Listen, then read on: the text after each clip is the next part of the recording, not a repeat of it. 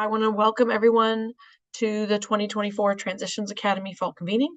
While this particular event is really only one day, all virtual, the Transitions Academy was established to truly be a year-long opportunity for programs. We do this today on October 30th. We have the Cohort Combos event in Bloomington, where programs can come together as a team and spend time working together, focused on building their bridges and or ICAPs to keep things moving forward. We've heard from the field multiple times that part of the issue is it's finding time in everyone's schedule to actually come together to make that planning happen. So we're giving you guys an opportunity. Come to Bloomington, work with us, get your questions answered right there, and be focused and able to work specifically in what you need to.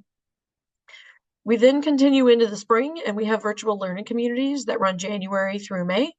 We have one for bridges. We have a different one for ICAPs.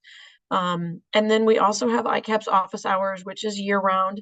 All of that information, registration links, dates, some of the topics for the virtual learning communities, I believe, are already up on the website. It is the same website you got to us today with. So if you can find us today, what you'll do when you had the Transitions Academy information at the very top, when you scroll down, you'll see bridge information, ICAPS information, learning communities, cohort combos.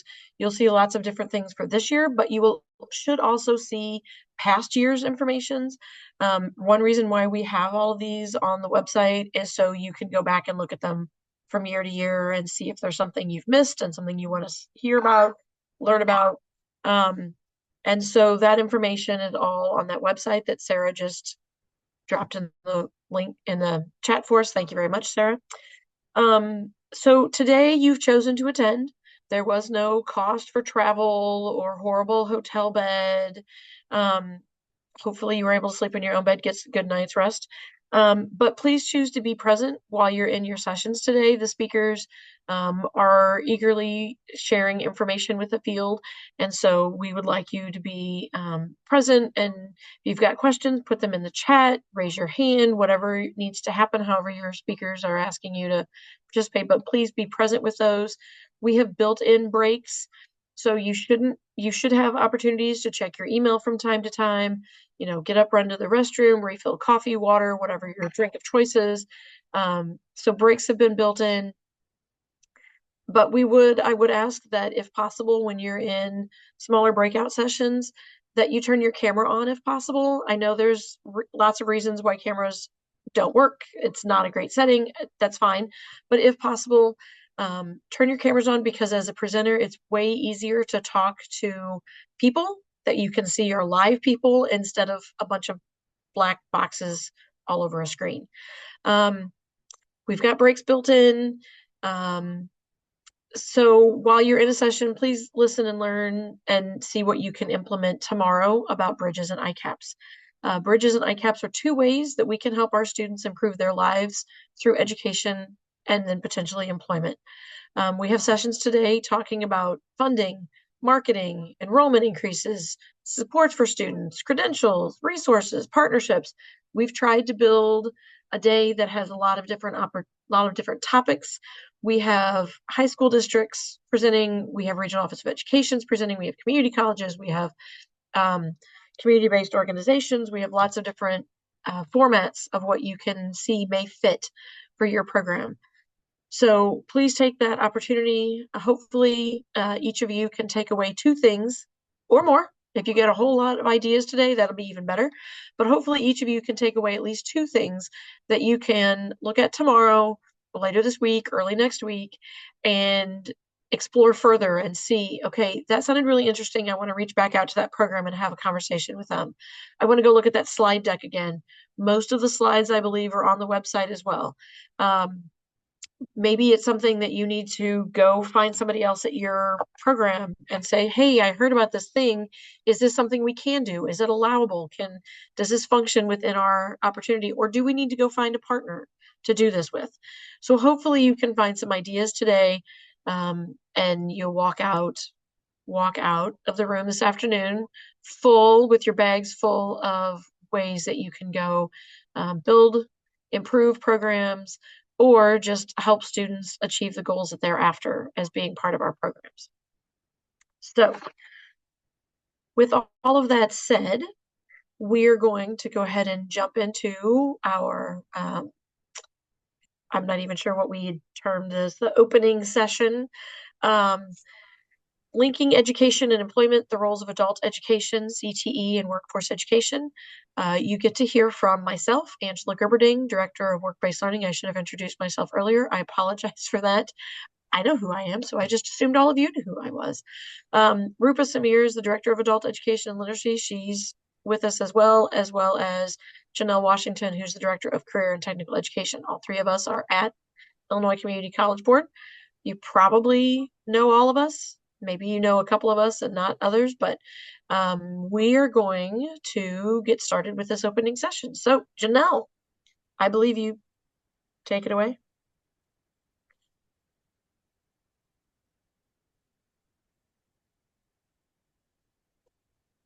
Okay, thank you. So again, I'm Janelle Washington, Director for CTE at ICCB, and we kind of wanted to start by, setting the stage for today and grounding this work in our aligned and shared goals. And then we move into some tangible ways that you can kind of see these goals being carried out on the state and local level here in Illinois. So before we get into it, just a little bit of level setting. So CTE is heavily grounded and funded by the Strengthening Career Technical Education for the 21st Century Act, which is known as Perkins 5 for short. Um, in at ICCB, our CTE division administers the Perkins 5 Act for the community colleges, the post-secondary side here in the state. And then adult education is heavily guided and funded by the Workforce Innovation and Opportunity Act of 2014, or WIOA for short, as you all know it, specifically Title II. And our ICCB's Adult Ed administers Title II of WIOA for the state. And both of these pieces of legislation require states to develop state plans to detail how the legislation will be implemented throughout the state. And then, in addition, both pieces of legislation really call out each other as partners, required partners. So, understanding that this work is not done in silos, right? Um, so, though our workforce education division, where Angela works, they're not required to develop a state plan per se, but you'll see workforce ed embedded throughout both Perkins and WIOA. And then also they have other guidance by the U.S. Department of Ed, U.S. Department of Labor, things like that. So as we, go forward throughout today, just kind of like I said, highlighting some of these goals of our state plans and how they align all three areas. So I'm not going to read every word on the page, but I just kind of want to highlight that our Perkins 5 state plan for fiscal year 2025 through 28 was recently approved in July of this year. And equity is the foundational tenet for our state plan, where it's infused throughout the entire state plan. So it's not just within one goal, that's the foundational tenet. So we're looking to increase educational equity for members of special populations defined by Perkins 5, and then others who have been marginalized by education and workforce systems. So I just want to, again, highlight a couple goals that I feel like really kind of demonstrate that alignment of all three areas. So our first goal for 25 through 28 is to increase the percentage of individuals who obtain a post-secondary certificate, degree, or industry recognized credential. And so in here, we specifically called out in our plan that we're going to be intentional about ICAPs. ICCB is going to support the implementation of bridge programming and ICAPs. So then in goal 2, strengthening CTE offerings by improving access, program quality, and transition points between education and workforce systems and programs. So again, expanding integrated education and training, which is ICAPs, and other training programs to increase access to post-secondary education for low-skilled adult learners. Let's see. Let me go to the next goal. So goal 4 is around increasing responsiveness to local, regional, and state workforce needs based on labor market information and employer input. So again, work-based learning is here where we're incorporating work-based learning and skill development, expanding industry recognized credentials and collaboration between workforce partners and then goal six, expanded access to quality work-based learning. So again, these ways where you see alignment between all systems, particularly I'll call out the customized apprenticeship programming and information technology grant. Many of you probably received that, the CAPIT grant. So that was funded through the U.S. Department of Labor. And we want to scale that. That included bridges, and like I said, determining how we can scale that to expand access. So yeah, and then also um, opportunities for individuals with disabilities within work-based learning. Again, I know that is something that is also really important in WIOA as well. So just wanted to call out a few of the highlights, and then I'll turn it over to Rupa to talk about some of the WIOA state plan goals. So, thank you, Janelle. My name is Rupa. As Angela had mentioned, I'm the Director of Adult Education and Literacy. So, adult education under VIOVA State Plan is designed to provide every adult learner with skills and knowledge needed to thrive in the workforce and in further education. So, our programs are, of course, the foundation of many learners, helping them build the core skills they need to succeed, which obviously includes literacy and numeracy development, English language learning for immigrants and ESL students, and preparation for GED. The Workforce Innovation and Opportunity Act, VIOVA, emphasizes collaboration and alignment between adult education, CTE, and workforce education, as all three areas share common goals in preparing learners for workforce readiness and career success. Some of the highlights would be focusing on workforce readiness, which, all three areas aim to prepare learners with the skills needed to succeed in the workforce, of course. Adult education focuses on literacy, of course, like I mentioned. And then Janelle can let you know the CDE part of it. The other focus is career pathways approach, and then work-based learning, targeting in-demand sectors, and then, of course, bridging basic and technical education. So these are some of the components that adult education offers, and then we offer as a team as well. Angela?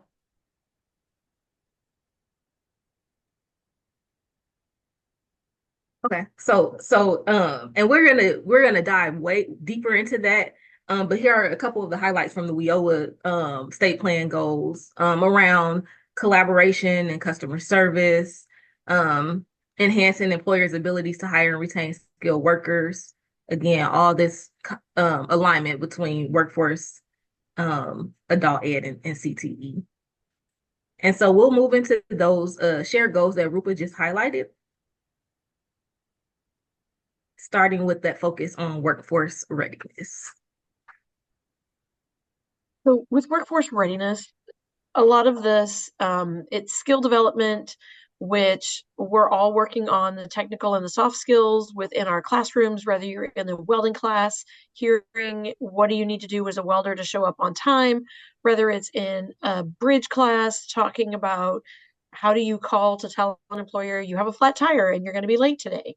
All of these are the soft skills, but also the technical skills that are included as well. And industry certifications, improve employment prospects. We know that if students come out with only the skills, that's helpful, but if they actually have the industry recognized certifications that go with it, that's going to get them hired into better paying, higher wage jobs. So what we've done is, on the next screen, is kind of built out a matrix of sorts of what do each of the three of us do, how are we, and you'll see some overlap on some of these pieces. Like in workforce education, to work on workforce readiness, we do bridges and ICAPS. We, in the non-credit space, there's a lot of workforce readiness that's involved in that. We have an IBT grant, apprenticeships work on workforce readiness types of pieces. Um, Janelle, in CTE, I'll let you talk about what you guys do. Yeah, so in CTE, um, our CTE programs and programs of study are required to incorporate employer-informed competencies into the curriculum. Um, there's also required collaboration with industry professionals, and then CTE instructors are qualified with industry experience. They're required to have 2,000 hours of work experience, and every year they're provided with opportunities for professional development, including externships, so they can stay close to the industry as they prepare students to be ready for the workforce. Then, Rupa, I don't know if you want to highlight some of your adult education. Yeah, so adult education, we focus on, of course, workforce readiness by equipping learners with the necessary skills for employment, such as I mentioned earlier, literacy, and then English language proficiency. And then programs, we do promote ICAPS, bridge adult learners to technical education and helping them transition into workforce training. And then adult education programs teach essential soft skills like communication and problem solving, which are very crucial in the workplace, sorry.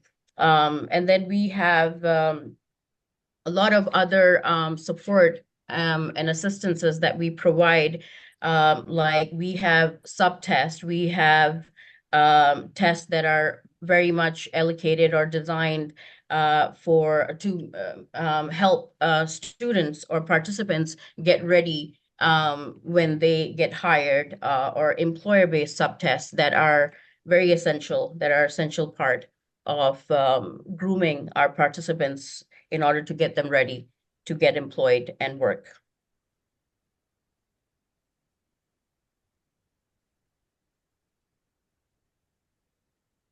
So the career pathways approach, again, these are all things that we all align, we all collaborate, we all work together. I mean, we have our own responsibilities within them, but we need to work together and collaborate in order to make sure all these things are happening. Structured pathway alignments, stackable credentials for advanced skills. Those are pieces that we all, like I said, we all work on.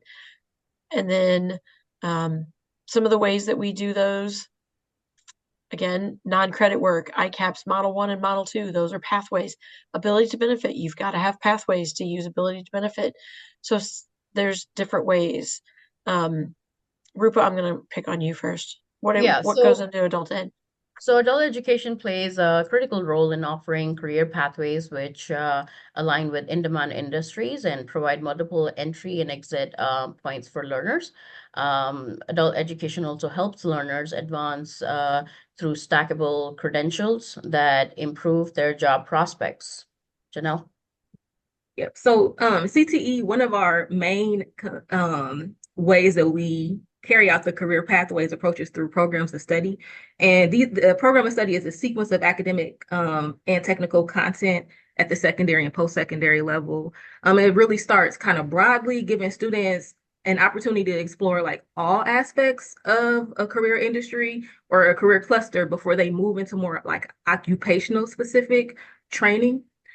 Um, so heavily focused on alignment between secondary and post-secondary, but then there's also multiple entry and exit points that also allow opportunities for adult learners to enter the career pathway. And you'll see that in ICAPS, as well as stackable credentials, and then career exploration, development, and guidance. So all throughout this career pathway, throughout the programs of study and things like that, career exploration, development, and guidance is critical. And Perkins intends that this is carried out through partnerships with the workforce partners, including adult ed, and other workforce partners. And so career exploration is expected to be offered to students as low as middle grades through adult learners as well.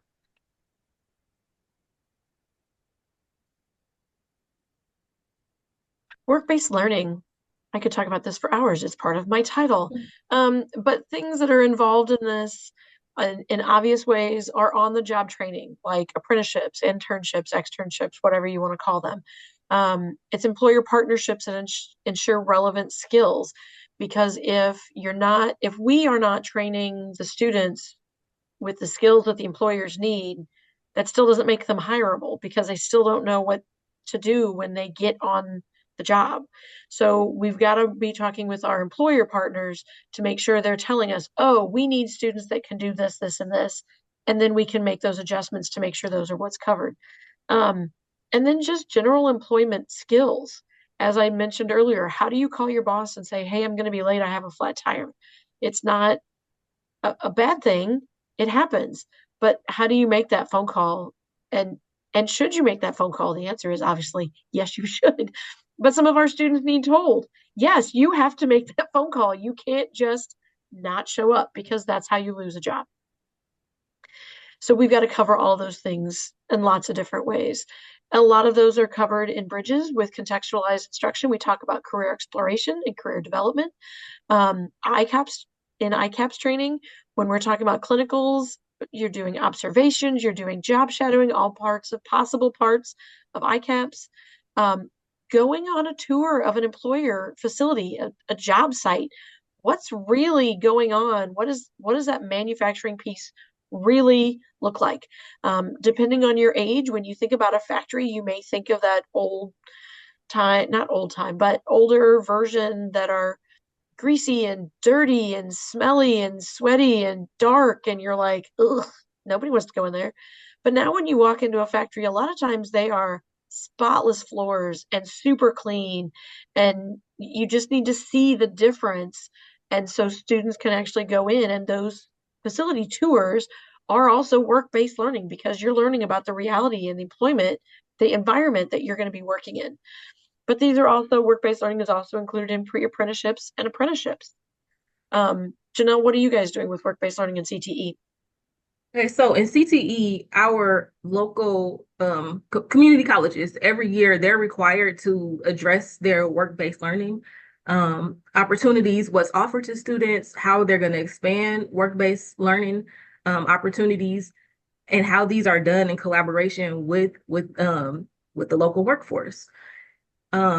You'll see a lot on the community college at community colleges where work-based learning opportunities are really robust, like from having full-scale automotive shops where you can, members of the community can get their vehicle serviced, or, dental clinics, and you can go have your teeth cleaned, and, hotels, childcare, restaurants, full-scale work-based learning opportunities that are offered to students.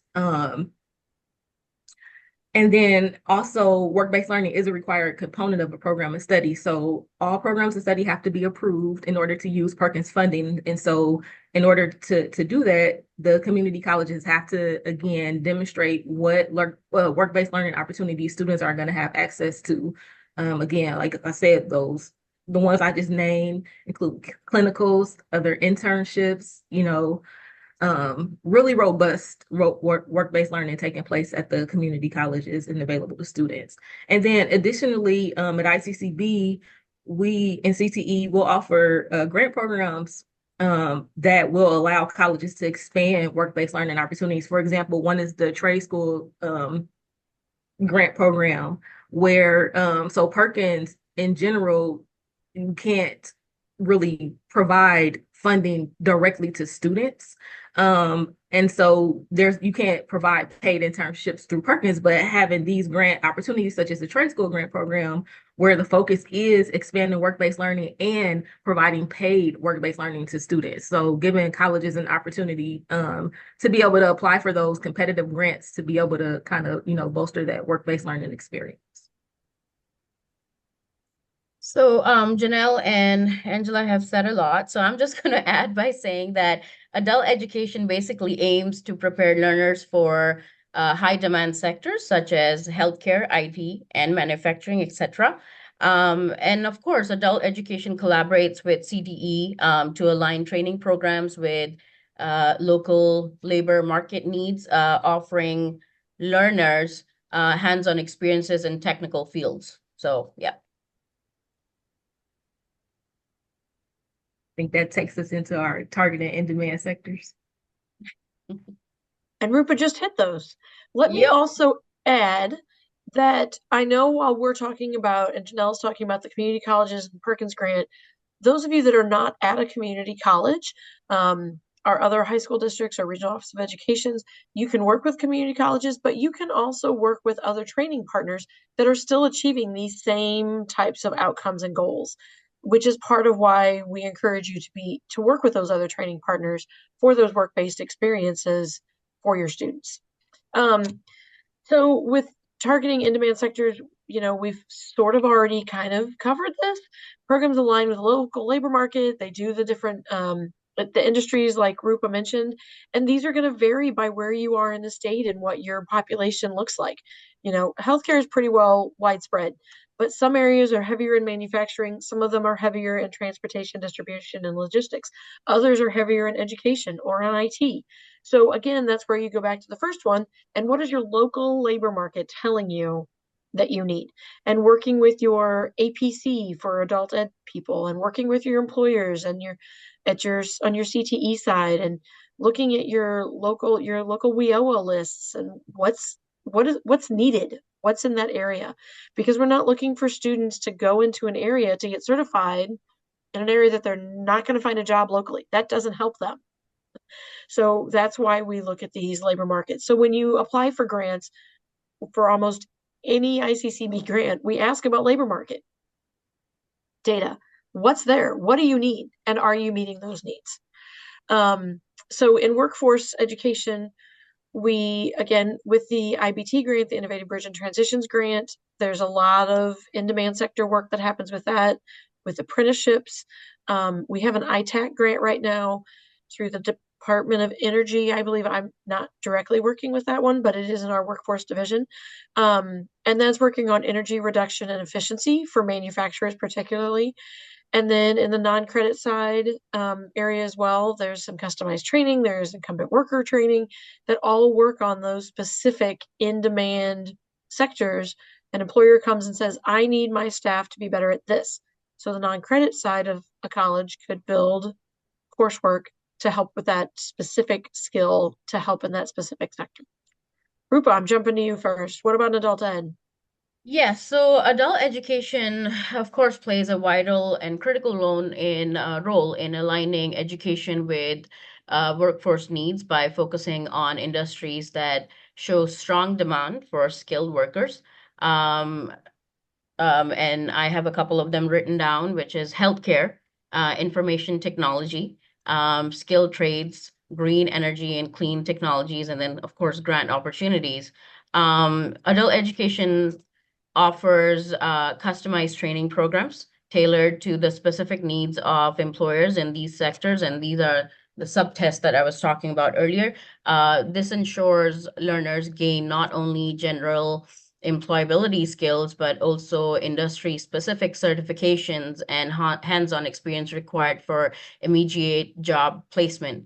So, by targeting these in-demand sectors, adult education programs not only address the current needs of the labor market, but also prepare learners for sustainable long-term employment in growing industries. Adult education efforts with high-demand industries, ensuring that learners are prepared for immediate and future job opportunities. Janelle? Yeah, so one of the biggest ways that in CTE that in-demand sectors are targeted or identified, I'll put it that way. We identify those, the local community colleges identify in-demand sectors through their comprehensive local needs assessment, which is required by Perkins to be conducted every 2 years. And this gives, it's done in partnership. They're engaging workforce partners, industry, secondary, all kinds of collaboration on this comprehensive local needs assessment to determine what are the needs in the local area, as well as what gaps they might have in terms of students, equity gaps in terms of what students are not able to access the programs. And so this really helps to guide CTE on a local level, where the colleges are, like I said, they identify their local needs and then target their programs of study towards that. And so they'll identify a program of study focus and determine what, where to, because Perkins funds are limited as our WIOA funds. And so where do we focus that? And this is how we know, because the comprehensive local needs assessment lets them know what the in-demand sectors are, what the community needs. And then it's other, Angela and Rupa both mentioned the grant opportunities for in-demand sectors, and Angela talked about how we look at labor market. Same thing. An example of that, we ICCB facilitated the application for the Strengthening Community Colleges Training Grants Program through the U.S. Department of Labor, where there was a consortium of community colleges that applied for this grant, but ICCB kind of helped to facilitate it. And labor market was using labor market to determine in Illinois as a whole what in-demand sectors that we should target. And so those are a couple ways that we work to target in-demand sectors. I just want to add one more point that under VIOVA, adult education programs are required to collaborate with local workforce innovation boards. These boards are made up of representatives from businesses, education, and government who help determine the skills needed by local employers. Adult education programs use this collaboration to align their services with specific needs of employers in the region, ensuring that they are training students for jobs that are in demand. Sorry, I had to say this. No. Yeah. It's okay, Rupa. You can have your fair share of the time. We'll Thank share. you. I appreciate that. Yeah. So bridging basic and technical education, this to me seems like a no-brainer that we all three do this regularly. The basic piece and the technical education is, I mean, this is talking all about ICAPS. We're working on bridging those programs that connect the foundational education to technical training. And we've talked about where you may have adult ed students that are lacking skills that need to go into the ICAPS, but there may also be CTE students or other community students that come in that may have a high school diploma, but they are still lacking in some skills that may be essential for some of those foundational pieces to be able to be a success when they move on into, or when they start taking some of those other credit classes or the specific training pieces that they need. But the integrated instruction in programs like ICAPS is another essential piece of this. It's how do you, the integrated piece is, how do you make these real life learning lessons? It's not just, okay, 4 + 4 is 8 and 8 times 3 and cubed, and but how do you put these into real practice, and why does that math matter? Well, it matters in fractions when you're doing welding. It matters in decimals when you're doing nursing. I mean, there's lots of different ways that math is used, but a lot of times students don't get it until they see it in real life, and then they go, oh, that's why I had to learn my fractions. Oh, that's why you worked on percentages with me, because I had to have it when I was doing these things. So on the next page, again, we've talked about on workforce ed how we cover these. I don't remember. CTE, again, is the same. ICAPS, it's a transition point, helping those pieces move. Adult ed. Rupa, anything you want to add on that? No, that's pretty much I mean, it. I just want, yeah, sorry. we've covered, we're talking about how we align and how we collaborate and work together. Yeah. And that this is it. This is what we do. Mhm. And we've hit these spots over and over points. So if we move on to the next piece, more collaboration. One thing that we wanted to talk about, and we're trying to set the example, is collaborating together. Your adult ed should be working with CTE. CTE should be working with workforce. Workforce can reach out to adult ed. Even when you don't have a CTE, you still work with your other partners, your training partners. I mean, you need to be collaborating. ICAPS do not work as a single standalone one program piece. You have to have partners in order to make it successfully work. So we wanted to share some of the things around ICAPS and how these kind of a Venn diagram, how do all of these pieces intercollaborate and intermix. One of the pieces between adult ed and CTE that you will see is special populations. When I first started, I didn't realize that the special populations list was identical for adult ed and CTE. I was like, oh, adult ed works with this population and CTE works with this population, so the special populations must be different. No, they're the same list. They are the diversity. They are the low income. They are the single parents. They are the veterans. They are the homeless, the children coming out of foster families. These are all the same populations. So you can partner together and help serve those special populations better. You get credit for it on both sides, and everybody wins. In workforce education, the adult ed and the bridge piece, we can work together. Everybody wins. With workforce and CTE training, sometimes that incumbent worker piece, if you're not sure what incumbent worker is, it is staff members that are employees that have already been hired, but they need to upskill. So they're incumbent workers because they're improving their current position potentially. And so your workforce may need to work with your credit side of the house for training, or you just work with any training provider to get them the skills that they need. Again, get credit, everybody wins, students particularly, go team. But right smack in the middle is where ICAPS, where all three of us really overlap the most. And you've seen that through what we've talked about today. It's fairly obvious how those three pieces all overlap into ICAPS. But then the question becomes, how do we do that? What does that look like? What does that mean?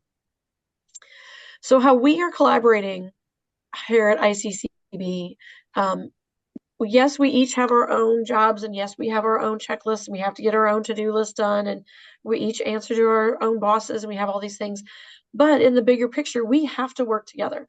And so we work together to plan the Forum of Excellence. We work together for the Transitions Academy. Janelle and Rupa and I have probably met 3 or 4 different times over the last 2 weeks to put this presentation together, because none of these things happen in a snap. It takes time. You've got to have conversations. You work on it. You go back and think about it. Oh, wait, I could add this. Oh, I could think about that. Oh, I like that, but we got to add this. Oh, wait, but that doesn't really fit. We need to take that out. But you've got to have those conversations and take time to do those things. And so building ICAPS and building bridges is the same thing. They don't happen in one instant. It takes time and planning. And so if you're one of those that this is taking a little bit and you're like, oh, I want this just to be done, stick with it. Keep meeting, keep having your conversations, you'll get there. But it does take a minute to get everything lined out as it should be done. We're working together to plan the cohort convos that's in 2 weeks at the end of October. We show up at each other's meetings. So regional support and from adult ed and CTE liaisons can attend any of the ICAPS office hours they want. I'm officially the one hosting them, but anybody can show up there and it's fine. I've attended the PAC meetings, which is a CTE meeting. I know a couple of CTE staff attended some of the adult ed administrators meetings. We aren't necessarily in there taking over, pushing our agendas, but we're in there and we're watching and we're learning and we're figuring out how can we better connect and help the other populations and take that back to our own group and go, okay, so I heard this at the admin meeting. We could do this to support them. And then that, again, you're just working together and you're hearing each other. But we also share documents internally, in case you aren't aware of that. We do share documents. We talk to each other. And those are approval lists of what's approved ICAPS currently. If I need to know from Janelle if a program has been approved on her side as a program of study, I reach out to her and she shares that information with me. We share quarter reports if that's needed. We share program reviews if those are needed, just to look and see who's doing what and what does this look like and how can we help each other. And then we also ask questions as they come up. Hey, I didn't know CTE was doing, how does that work? What does that look like? Do you need my help with that? Not necessarily put me in there, coach, I'm going to play, but can I be a resource? Is there another way that I could help you with that? So we try to do that as well. So that's what we're doing at ICCB as a team, the three of us, but also our bosses. And we're, as I think Janelle mentioned, we're all in the same division. So we all answer up to Whitney Thompson. So at some point, it goes there.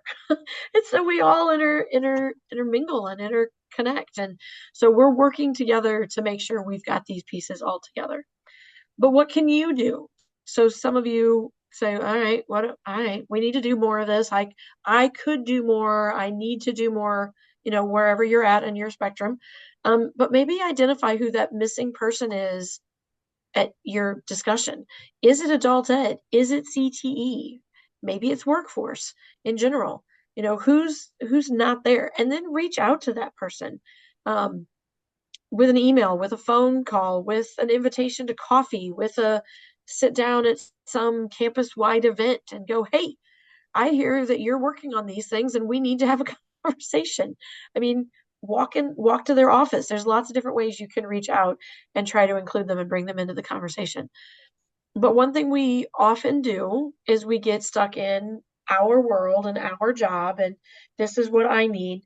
But when you're working with a partner, whether it's an employer, it's internal, it's whoever, you've got to reach out. You've got to think about, what do they need? How can I benefit Janelle and CTE? What can I do to benefit Rupa and adult ed? And I've got to learn what their requirements are. What do they need? I have A, B, and C, but they have E, F, and G. How can we make all six of these part of the same thing?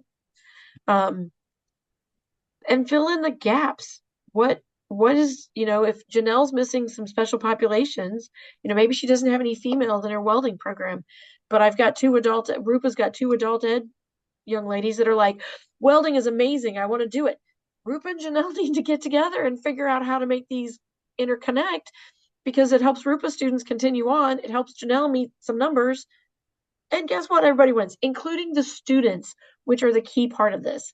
The students win when we're all working together. But sometimes you may need to speak their language and figure out, okay, what does CTE need specifically? And how can I help them with their special populations?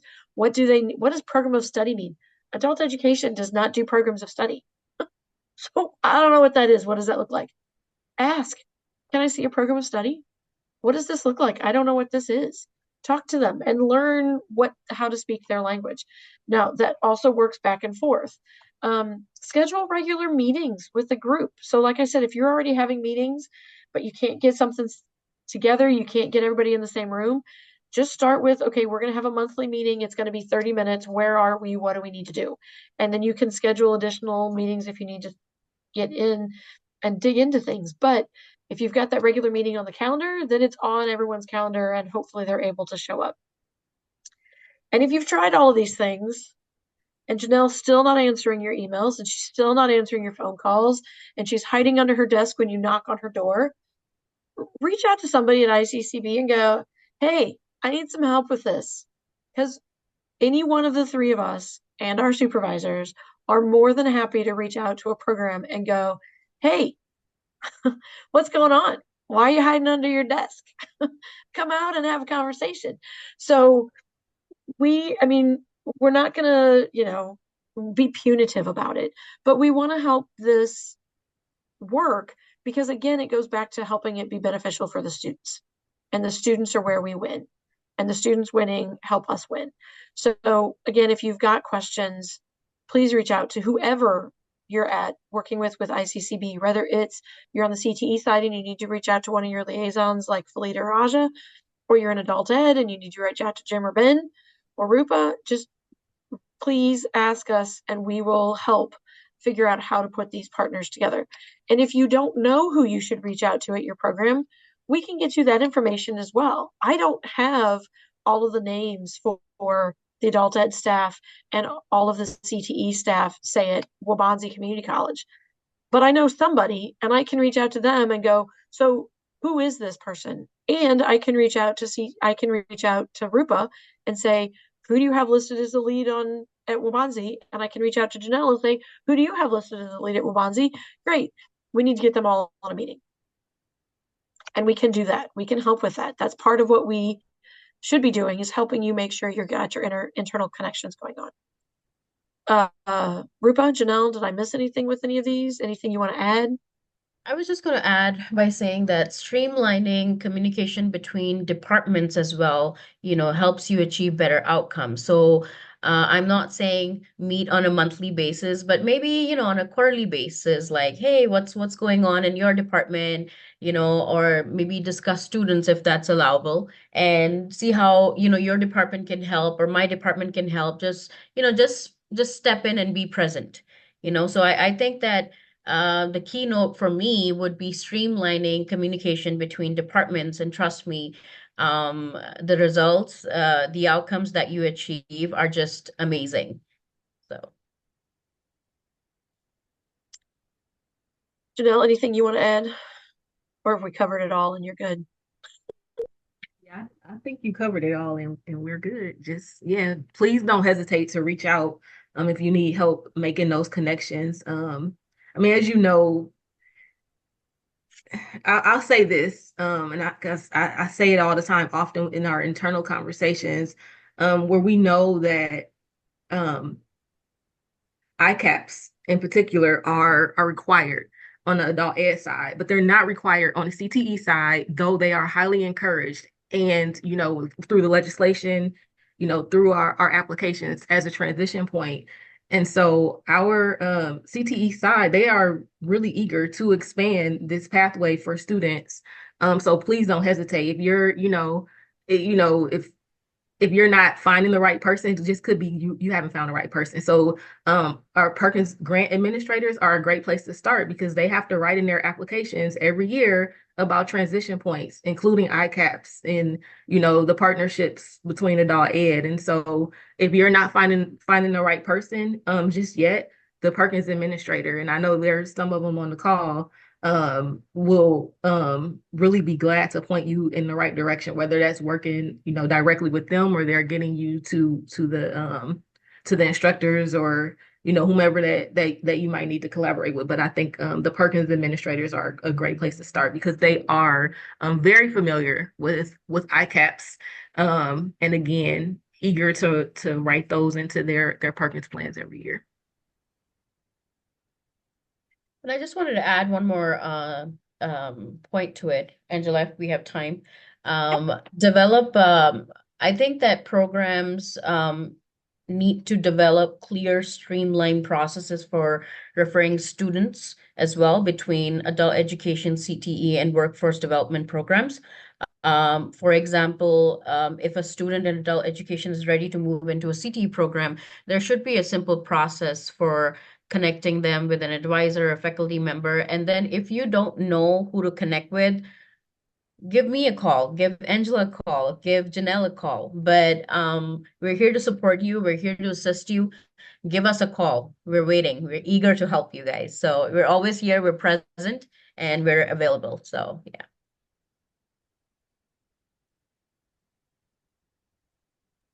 Okay. Unfortunately, we don't have a question slide or an end slide. Yeah. This is it.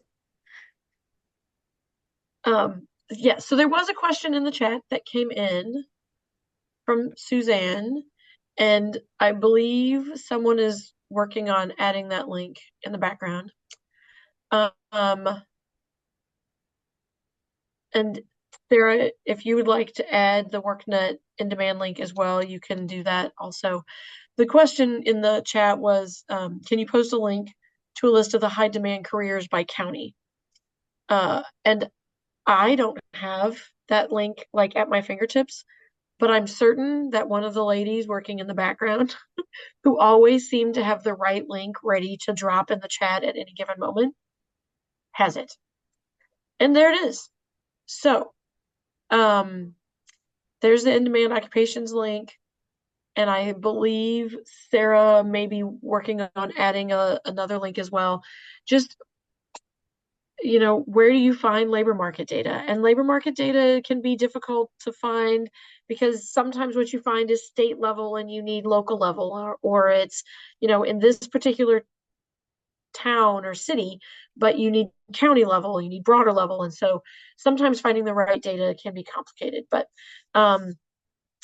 that's where we are. Hopefully you have learned more so far in this opening session about how these three pieces, adult ed, career and technical education or the training partner that you're working with and workforce education can all work together and collaborate. Hopefully you've got some ideas. Again, Amy, Sarah, do you have anything you want to add at the end of this, or would you like me to just send everybody to break with an extra 5 minutes and then come back for your 10:30 breakout sessions, which are again listed on the ICAPS Illinois website, and you can choose your session. Most of them have the slides on them.